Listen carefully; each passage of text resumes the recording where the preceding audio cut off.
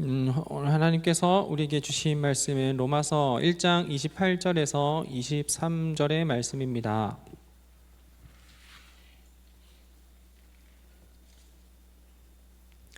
로마서 1장 18절에서 23절의 말씀입니다.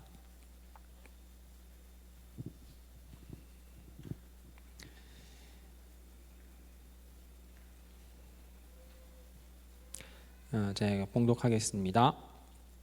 하나님의 진노가 불의로 진리를 막는 사람들의 모든 경건하지 않음과 불의에 대하여 하늘로부터 나타나나니 이는 하나님을 알 만한 것이 그들 속에 보임이라. 하나님께서 이를 그들에게 보이셨느니라. 창세로부터 그의 보이지 아니하는 것들 곧 그의 영원하신 능력과 신성이 그가 만드신 만물에 분명히 보여 알려졌나니 그러므로 그들이 핑계하지 못할지니라. 하나님을 알되 하나님을 영화롭게도 아니하며 감사하지도 아니하고 오히려 그 생각이 허망하여지며 미련한 마음이 어두워졌나니 스스로 지혜 있다 하나 어리석게 되어 썩어지지 아니하는 하나님의 영광을 썩어질 사람과 새와 짐승과 기어다니는 동물 모양의 우상으로 바꾸었느니라. 아멘.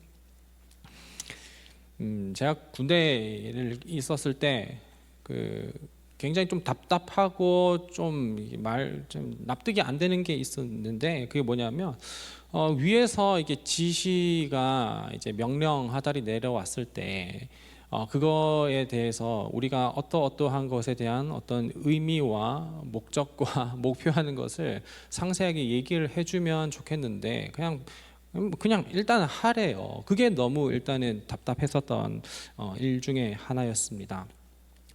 그게 굉장히 어떤 그 훈련에 관한 것이든 아니면 굉장히 좀 사소한 것이든 그래요.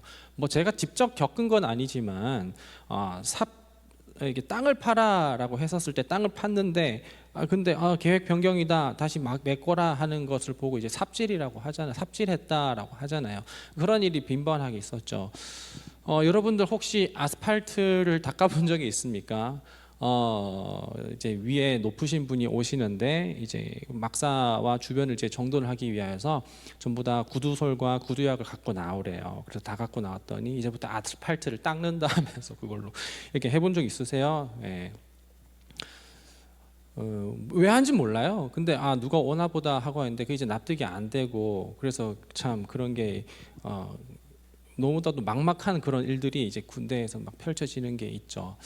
이런 것뿐만 아니라 예를 들어서 저희 아버지가 다윗아 어디 좀 가자라고 했었을 때 어디 가는 줄 알아야 무슨 복장이라도 입고 아니면 어딜 다녀올지에 대한 어떤 이제 시간을 생각을 해서 그래서 이제 준비를 하고 채비를 할 거 아니에요. 5분 갔다 올 수도 있고 아니면 2시간 반 거리를 갔다 올 수도 있는데 어떤 목적이나 아니면 이제 거기 가는 어떤 의미에 대해서 설명하지 않고 일단 가자라고 해서 시동 걸어라라고 하면 저는 아버지에게 이렇게 좀 궁금한 게 많아지긴 하겠죠. 근데 이런 일들이 이제 우리 삶 가운데에 있다 보면 우리는 왜 해야 되는지도 모르겠어서 그래서 어떤 의미와 어떤 목적과 방향을 상실한 채 하다 보면 그러면 우리는 굉장히 좀 수동적이게 될 때가 있다라는 것입니다. 예를 들어서 제가 여기서 저희 집을 간다라고 상상을 했을 때 이제 우회전을 해서 그래서 쭉 가고 나서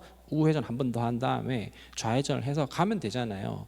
그런데 그런 걸 이제 옆에서 바로바로 알려준다면 저는 계속해서 어디까지 가야 되고 그리고 얼마나 이렇게 가속을 했다가 미리 이제 감속을 해야 되는지가 굉장히 수동적이게 된단 말이에요. 군대가 그래요. 군대가 이거 해라고 해서 이거를 하는데 이걸 왜 해야 되는지 몰라서 이게 시키는 것만 하다 보니까 사람들이 수동적이게 변하게 되는 것이고 그래서 그러다가 또 이렇게 멍하게 이렇게 있다 보면 선임들이 얘기하기 너 이렇게 어리버리하고 있어라고 이렇게 혼내는 거는 그것은 그냥 거기 가면 다 바보가 되기 때문에 그렇다기보단 어떤 그 능동적으로 할 수 있을 만한 어떤 의미나 목표를 설정해 준다든지 그런 게 조금은 부족하기 때문에 그래서 좀 그렇게 되는 경우가 많은 것 같아요.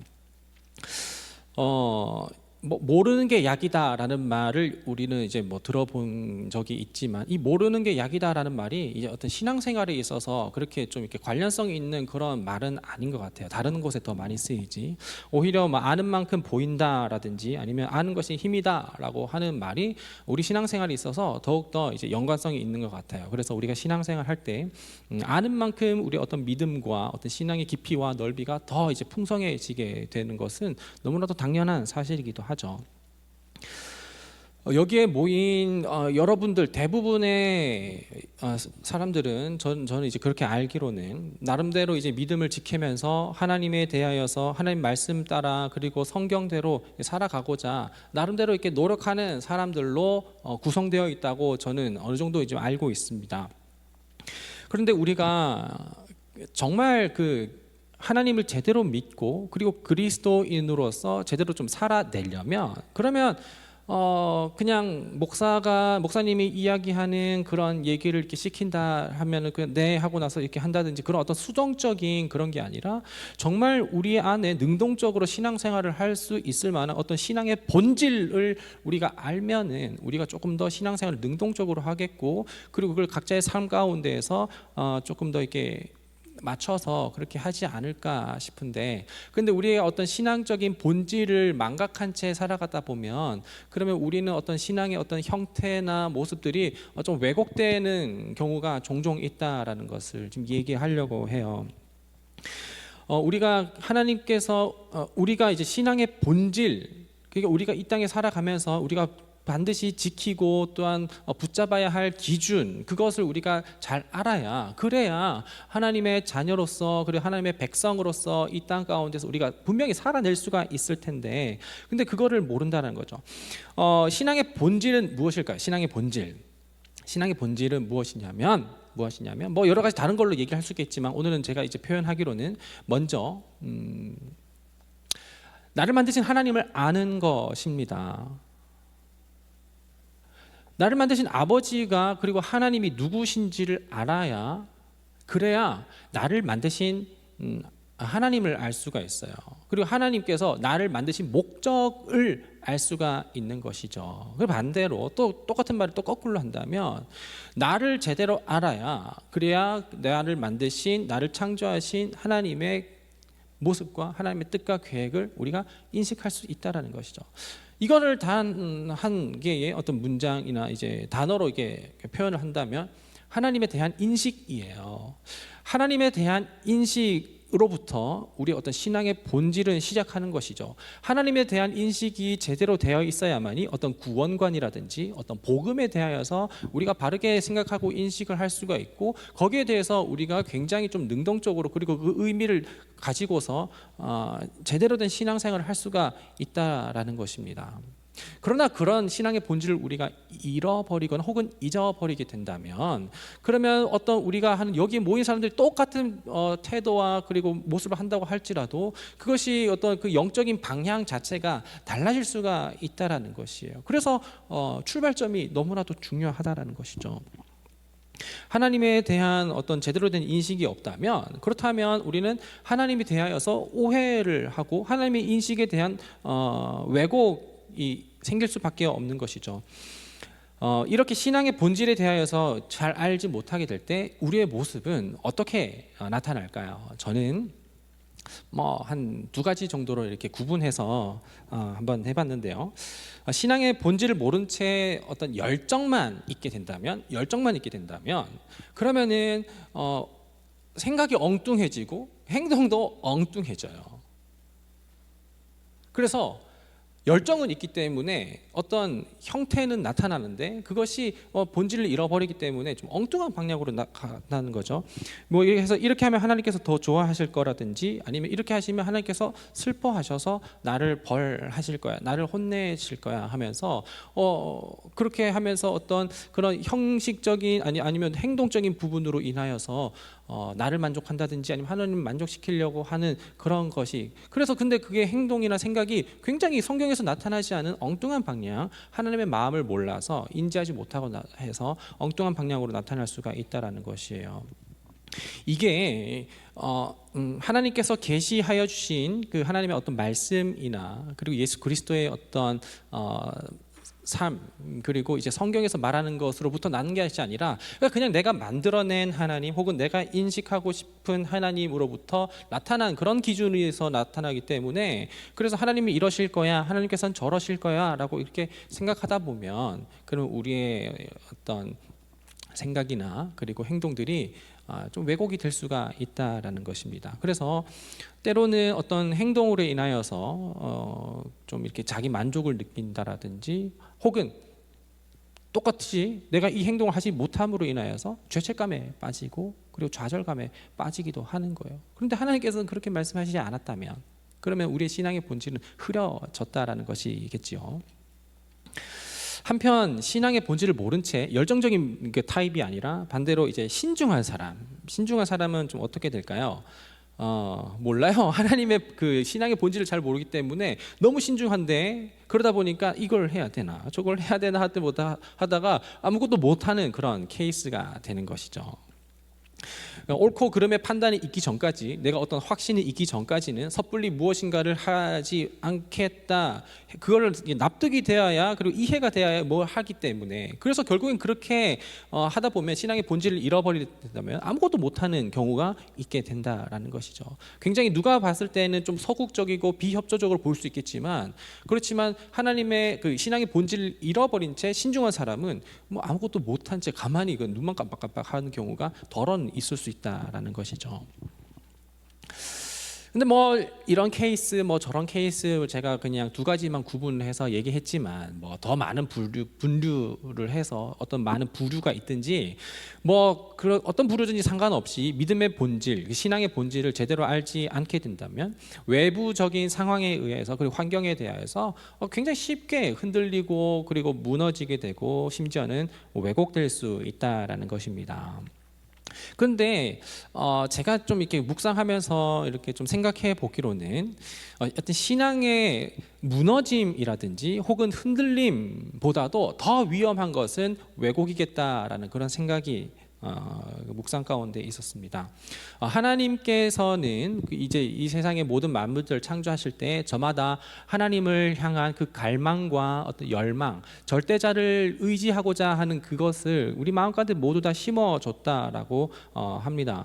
1500년대에 그 스위스 제네바에서 종교개혁가였었던 장 깔뱅이라는 그 종교개혁자가 있는데, 그 장 깔뱅이 말했었던 그 종교의 씨앗이 바로 그것입니다. 오늘 본문에서 말하는 그 19절에서 말하는 것처럼 모든 사람들, 바울이 얘기했었을 때 하나님께서 모든 사람들을 창조하실 때 그 속에 하나님을 알 만한 것들을 지으시고 그리고 그것을 하나님께서 나타내셨다라고 했습니다. 그래서 우리는 애초에 이제 지음 받았을 때 어떤 절대자를 향한 어떤 의지하고 싶은 마음, 그리고 갈망하는 마음, 열망하는 마음이 각 사람마다 다 있다라는 것이죠.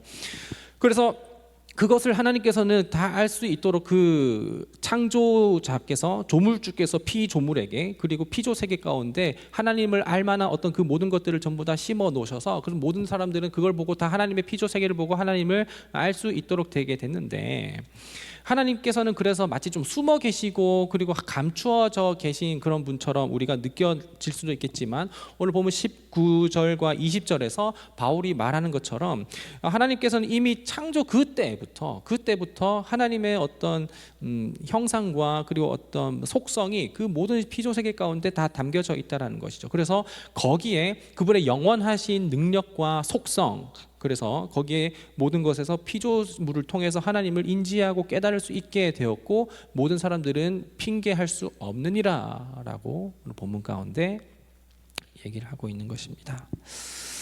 그러나 그렇다면 우리는 모든 피조 세계를 통하여서 우리 하나님을 제대로 인지하고 하나님에 대한 올바른 인식을 통하여서 정상적인 신앙생활을 잘 할 수가 있겠지요. 그러나 이제 21절부터 23절에 이르기까지 바울이 말하는 것처럼 하나님에 대해서 하나님은 알지만 하나님에 대한 온전한 인식을 상실하게 되어버린다면, 하나님, 비록 우리가 하나님을 안다고 말을 한다고 해도 하나님을 영화롭게 한다든지 혹은 하나님을 감사하지 못하게 되고, 그리고 그 마음이 허망해져서 어둡게 되고 나는 지혜가 있다라고 말하지만 어리석게 되고, 결국에는 영원하신 하나님, 그 하나님의 자리에 대신 다른 것을 형상을 삼아서 세우게 되는, 그런 우상을 세우게 되는 우를 범하게 된다라는 것입니다.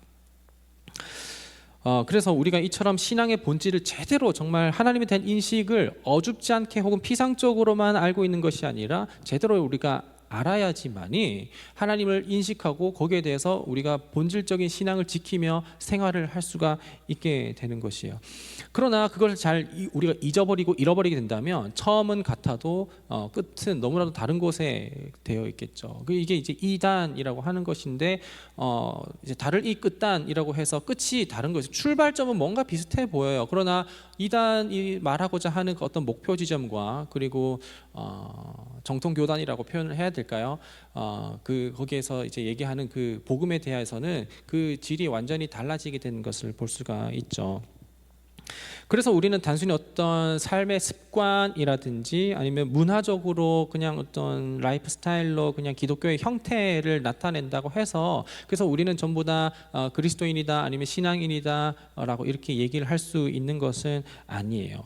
내가 예배를 했다 라고 해서 거기에서 나는 예배를 한 거에 대해서 의무감이라나 아니면 책임감에 어떤 스스로 자기만족을 느껴서는 안 되겠고, 근데 보통 그렇게 나는 이번 주 예배했다라고 이렇게 만족감을 느끼는 사람이 한 주 예배를 빠졌을 때 죄책감에 빠져서 하나님께서 나 이번 주에 예배를 안 드려서 그래서 나 지금 이거 잘 안 풀리는 거 아닌가라고 그렇게 좀 어떤 피해의식의 어떤 프레임을 볼 수가 있다라는 것이에요. 그렇지만 하나님은 그런 분은 아니거든요. 너 예배 한번 빠졌다고 너 이놈이 종아리 걷어 하면서 손등대 하면서 이렇게 때리시는 분은 아니란 말이죠. 우리는 이제 주일 예배나 그리고 예배뿐만, 주일 성수뿐만 아니라 어떤 봉사하고 있고 헌신하는 친구들, 청년들이 지금 많은데, 거기에서 우리가 물론 예배에 대해서, 주일 예배 성수에 대해서 정말 열심히 해야 되고, 그리고 어떤 맡겨진 역할과 직분에 대해서 부서에 대해서 책임을 다해서 성실하게 감당해야 하는 것은 맞지만, 근데 뭐 내가 이거를 잘못했느냐 못했느냐 아니면 내가 한번 빼먹었느냐 아니면 더 했느냐라고 해서 하나님께서 나를 칭찬하시거나 벌하시거나라고 그렇게 생각하지 말아야 된다라는 것입니다. 복음에서 말하는 것은 그것이 아니기 때문에 그래요. 우리가 신앙의 본질을 잃어버린다면 이렇게 하나님을 어떤 경외의 대상 혹은 두려움의 대상이 아니라 무서움의 대상으로 인식할 수 있게 되기 때문에 그런 것입니다. 제가 방금 뭐 이런 갖가지 어떤 예를 통하여서 여러분들에게 말씀을 드렸지만, 뭐 어떤 다른 케이스로든 우리는 얼마든지 하나님에 대해서 제대로 된 인식을 하지 못할 수가 있게 되는 것이죠. 그래서 우리가 만들어낸 하나님, 우리가 상상해낸 하나님, 내가 원하는 하나님의 기준에 따라서 우리가 하나님에 대한 무서움 혹은 자기 만족에 빠질 수가 있다라는 것입니다. 거듭해서 여러분들에게 말씀드리지만, 우리의 신앙이 왜곡되지 않게 되기 위해서는, 그리고 흔들리지 않게 되기 위해서, 그리고 수동적이고 좀 멍 때리는 것처럼 그렇게 되지 않게 되려면 우리는 하나님 앞에서 하나님에 대한 인식을 바르게 하는 것이고, 하나님을 올바르게 우리가 이제 묵상하고 깨달을 수 있어야 된다라는 것입니다. 그래서 우리가 이것을 날마다 알고 믿고 고백하는 것, 이것이 계속해서 우리 가운데 반복되어서 나타내야 하는 것이에요. 그리고 그것 중에 하나가 바로 우리의 신앙의 고백인 것이 바로 사도신경이지요.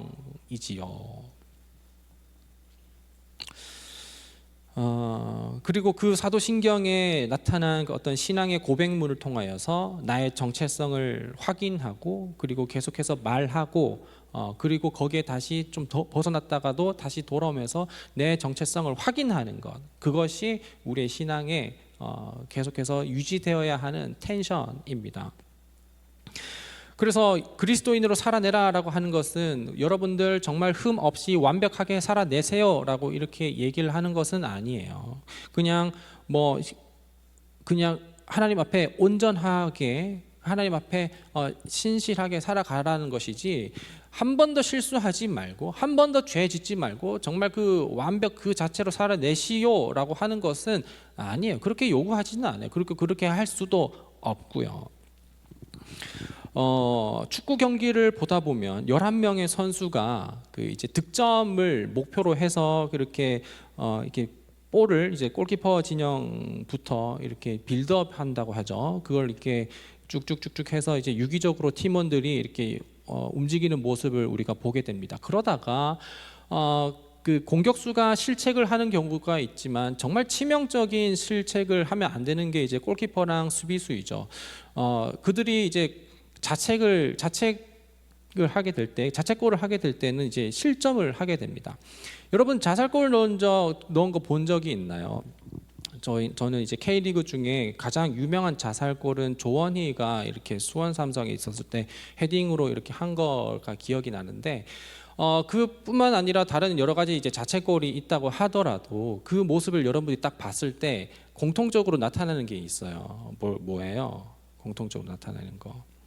야, 옷 벗어, 옷 벗고 저 팀 옷 입고 너 넘어가라고 하지는 않아요. 니 이렇게 하면서 너 우리 팀 아니야. 너 뭐야? 스파이야, 엑스맨이야?라고 이렇게 하지 않아요. 가서 그냥 뒤통수라도 이렇게 때려준든지 아니면은 이렇게 해서 그럴 수도 있지라고 이렇게 하는 거죠. 감독도 그래요. 경기 끝나고 나서 오늘 조원희 선수에 대해서 어떻게 생각하십니까? 라고 했을 때 걔는 넣으면 안 됐었어요 라고 하는 감독은 없어요. 누구나 실수를 할 수 있습니다 라고 뭐 이렇게 얘기를 하는 것이죠.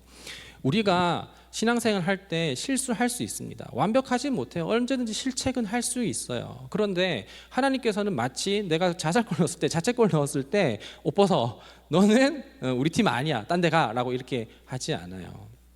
우리는 그거는 또 실수하면 실수한 대로 많이 할 수 있지만, 그렇다고 해서 우리의 정체성이, 자책한다고 해서 실수한다고 해서 우리의 정체성이 바뀌는 것은 아니죠. 여전히 우리는 소속 팀이에요. 한 팀이라는 것이죠. 그리고 그 팀은 한 감독의 그 구단에 있는 것이고, 그리고 우리 그리스도인이라는 그런 어떤 우리의 정체성이라고 하는 것은 우리가 뭔가 좀 죄를 지었다거나 예배를 한번 빠해먹었다거나 아니면은 뭐 좀 잘못을 저질렀을 때 그때 옷 벗어라고 하나님께서는 그렇게 말씀하지 않으신다는 것이죠.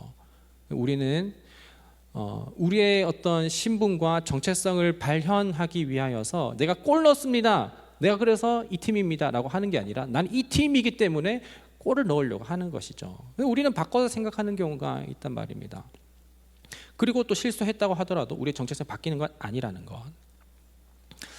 우리 교회에 그 동아리 중에 리로드라고 하는 동아리가 있습니다. 그 이제 풋살 축구 동아리인데, 저는 이제 보통 이제 토요일이나 아니면 수요일, 그러니까 큐티 모임이랑 양육 모임이랑 겹쳐서 축구를 못 할 때가 너무 많아요. 그러다가 한 번씩 이제 양육이나 큐티, 수요일은 거의 못 나가는데 큐티를 이렇게 안 하게 되면, 양육을 안 하게 되면 덜어는 이렇게 가게 됩니다. 축구를 하고 있었는데. 처음에 이제 전부 다 가위바위보를 해서 그래서 팀을 나눠서 이긴 팀, 진 팀에서 조끼 입은 팀, 조끼 안 입은 팀으로 나누거든요. 나눴을 때 이렇게 하는데, 그게 나눈 팀을 가지고서 2시간 내내 하지는 않아요. 2시간 내내 하지 않고 또 팀을 자꾸 바꿔요. 그래서 이번에는 조끼 벗었다가 그 다음 조끼 입었다가 이렇게 하는 거죠. 그럼 결국 그 팀의 정체성은 조끼거든요. 조끼인데 이렇게 하다가 어떤 사람이 자꾸 상대 팀한테 공을 차는 거예요. 그럼 난 저 사람 자꾸 실수하나 했는데 자꾸 차는 거예요. 그래서 뭐야, 봐주는 건가 했는데 갑자기 급발진하더니 자기 진영으로 가서 골을 그냥 쏴리는 거예요. 그래서 뭐야 이랬더니, 야, 다 너 뭐해 그러니까 이렇게 하더니 하더라고요. 자기의 정체성, 어떤 자기 소속을 잘 알지 못하면 때로는 팀킬 할 수가 있다라는 것이죠. 그랬을 때 그 팀킬하는 그 사람 보고 네 옷 벗어 넘어가라고 하지 않고 정신 차려라고 이렇게 한다라는 것이죠. 우리 신앙생활 함에 있어서 우리의 정체성을 제대로 아느냐, 그리고 제대로 알지 못하느냐에 따라서 우리의 삶이 너무나도 달라지고 우리 어떤 목적과 어떤 방향하는 것이, 그 의도와 의미가 너무나도 달라질 수가 있다라는 것이에요. 여기 오늘 본문에서 말씀하시는 것처럼 우리는 전부 다 하나님을 알 만한 그런 지식이, 그리고 그 인식이 우리 마음까지 잡혀 있긴 하지만, 그러나 하나님에 대한 제대로 인식이 있지 않으면 그러면은 우리는 그것이 전부 다 왜곡되어서, 그래서 오히려 좀 큰 실수를 할 수 있다. 그런데 큰 실수를 해도 우리가 그 옷을 입고 있는 한, 그리고 그 소속에 있는 한 우리의 정체성을 바뀌지 않는다라는 것입니다. 그래서 우리는 이제 신앙생활을 하면서 살아갈 때 정말로 중요한 것이 뭐냐면, 거기에서 패스를 하는 게 중요한 게 아니에요. 그리고 누군가 대인마크를 하는 게 중요한 게 아니에요. 그보다 더 중요한 건 내 소속이 어디 있고 내 정체성이 무엇이고 그리고 내 신앙이 무엇이고 그 결국 하나님에 대한 인식이 무엇인지를 제대로 아는 것, 그것이 너무 중요한 것이죠. 그래서 우리는 좀 더 이렇게 바른 신앙생활, 뭔가 계속할수록 되풀이할수록 공허한 신앙생활이랑 아니면 굉장히 좀 수동적인 신앙생활이라든지 아니면 좀 엉뚱한 그런 모습이 아니라 우리가 좀 제대로 된, 너무 신중해서 아무것도 하지 못하는 그런 것도 아닌, 정말 내가 내 정체성을 내 행동을 통해서 표현하는 게 아니라 내 정체성을 알고 있기 때문에 자연스럽게 나오는 행동이 될 수 있게끔 우리가 신앙생활을 하기 위해서 앞으로 사도신경이라는 그 신앙 고백을 가지고서 우리의 믿음은, 우리의 신앙은 이것입니다 라고 하는 그런 것을 함께 또 앞으로 좀 몇 주간 나아가려고 합니다. 그래서 앞으로 우리는 이제 사도신경, 우리가 예배할 때마다 우리 모든 공동체가 한 목소리로 하는 그 고백, 그 신앙의 고백, 그 고백이 무엇인지를 우리가 알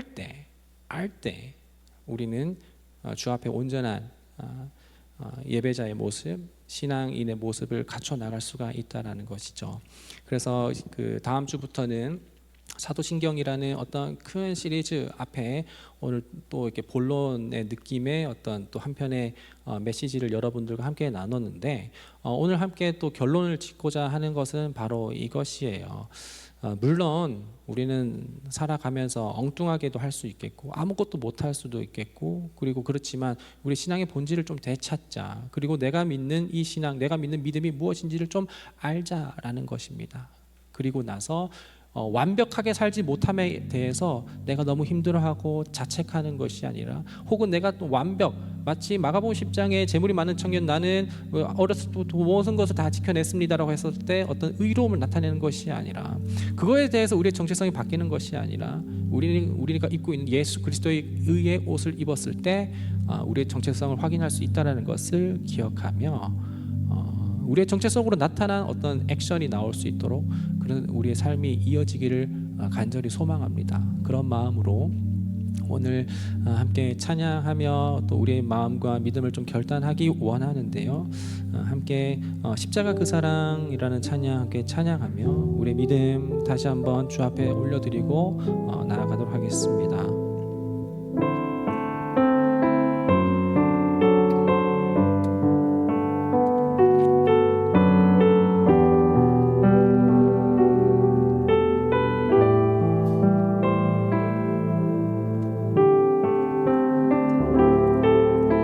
찬양합시다. 십자가 그 사랑, 십자가 그 사랑,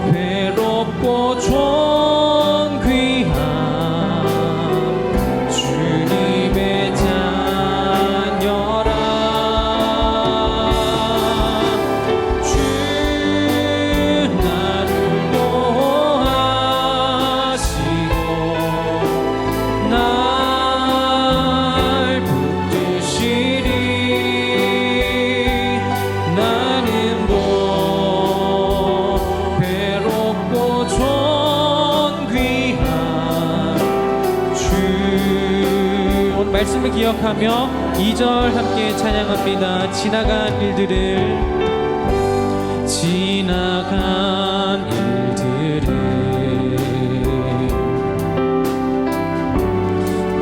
기억하지 않고 이전에 행한 모든 일 생각지 않으리. 사막의 강물과 길을 내시는 주, 내 안에 새 일 행하실 주만 바라보리라. 주 나를 보호하시고 날 붙드시리. 나는 외롭고 존귀한 주님의 자녀라. 주 나를 보호하시고 날 붙드시리. 나는 우리 시간 말씀을 기억하며 다시 한번 찬양할 때에 우리 모두 일어서서 찬양하며 믿음을 고백하며 나아갑니다. 주 나를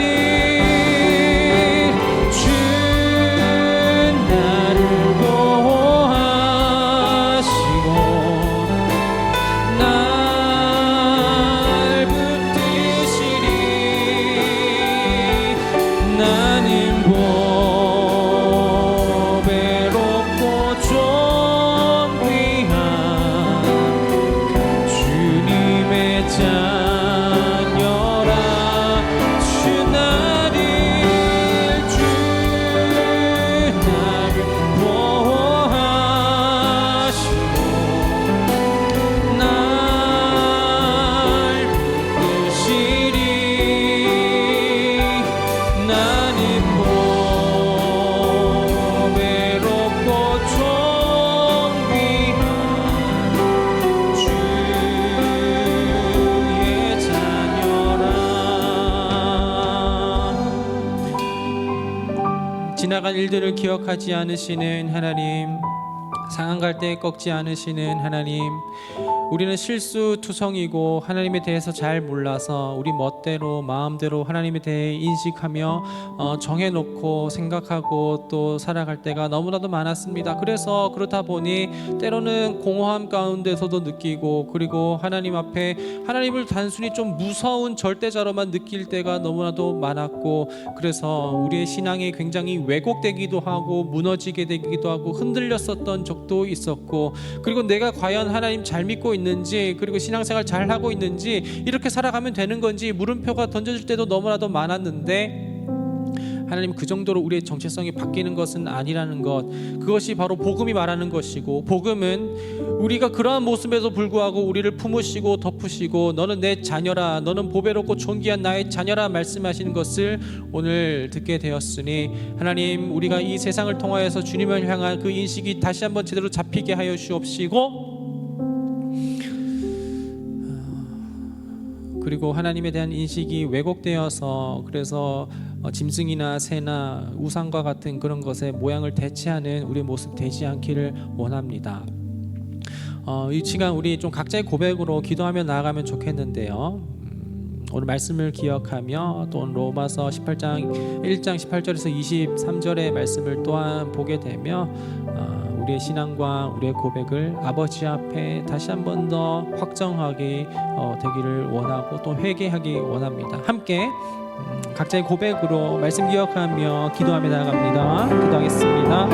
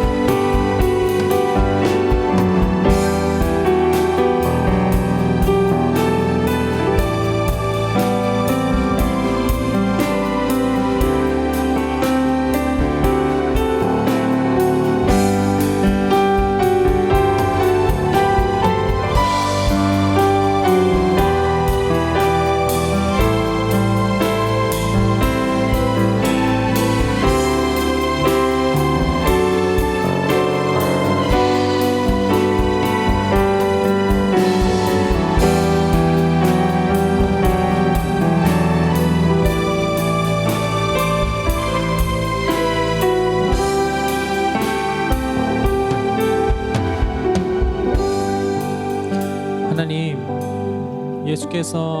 하나님께서 우리에게 입혀주신 그리스도의 의로운 옷을 입었음에도 불구하고 열심히 하려고 했는데, 근데 때로는 자책골을 넣기도 하고 또 동료들을 안타까움에 또 하게 되는 경우도 있었습니다. 그러나 그렇다고 해서 우리의 옷을 벗기시며 저 팀으로 넘어가라고 말씀하지 않으시고, 괜찮다고, 실수할 수 있다고 손잡아 일으키시는 하나님을 다시 한번 신뢰합니다. 내가 무슨 옷을 입었는지도 모른 채 우리 편 골대를 향하여서 슛을 한 적도 있었지만 다시 한번 정신 차리라고 말씀하여 주시며 우리의 정체성을 다시 한번 확실하게 하여 주시니 감사합니다. 이제 다음 주부터 사도신경을 통하여서 우리가 믿는 하나님이 누구시고 우리가 하는 고백이, 우리가 하는 이 신앙의 고백이 어떠한 것인지를 다시 한번 확인하는 그런 시간을 가지게 될 때 우리의 신앙생활이 다시 한번 더 굳건하게 되어지고 또한 풍성하게 되어지고 담백하게 될 수 있도록 우리의 삶을 이끄시고 깨닫게 하여 주시옵소서.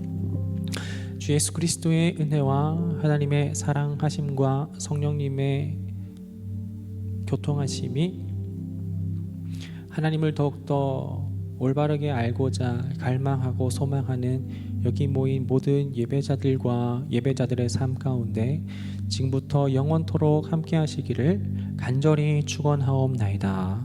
아멘.